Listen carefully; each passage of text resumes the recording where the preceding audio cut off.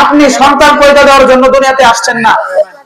আপনি যদি সন্তান পয়দার কথা চিন্তা করেন তাহলে কুকুর আপনার চেয়ে বেশি সন্তান পয়দা করে, ঠিক কিনা বলেন? একবারে 5-6টা, ঠিক কিনা? তার মানে আপনি সন্তান পয়দা করার জন্য দুনিয়াতে আসেন নাই। এরপরে যদি আপনি বলেন খাওয়ার, আপনি ভালো মন্দ খাইতে পারতেছেন, আরে কি দুনিয়া শান্তি, ঠিক না? এটার নাম জীবন? না না না না, এটার নাম জীবন না। এই খাওয়ার জন্য আপনি দুনিয়াতে আসছেন না। খাওয়ার জন্য যদি দুনিয়াতে আসছেন তাহলে বলদ আপনার চেয়ে কম খায়, ঠিক কিনা বলেন? বলদ আপনার চেয়ে বেশি খায়, কিন্তু তার টেনশনও নাই, ঠিক কিনা বলেন?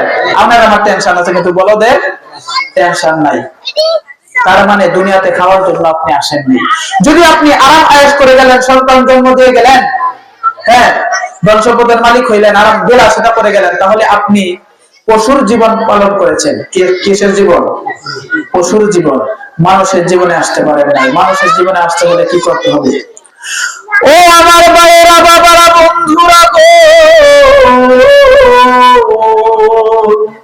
ও আমার ভাইয়েরা, বাবারা, বন্ধুরা, পর্দার আড়ালের মা বোনেরা, এই দুনিয়াতে আরাম আয়েশ করার জন্য আসেন নাই। এই দুনিয়াতে সন্তান পয়দা করার জন্য আসেন নাই।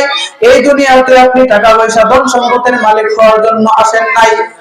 এই দুনিয়াতে আপনি এসেছেন, আল্লাহ পাক কুরআনুল কারীমে বলেন, ওয়া মা খালাকতুল জিন্না ওয়াল ইনসা ইল্লা লিয়াবুদুন, আমি জিন এবং মানুষকে সৃষ্টি করেছি আমি আল্লাহর ইবাদত গোলামি করার জন্য। সুবহানাল্লাহ।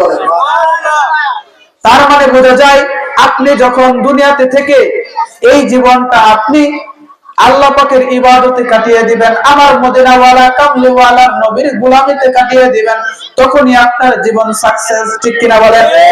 কারণ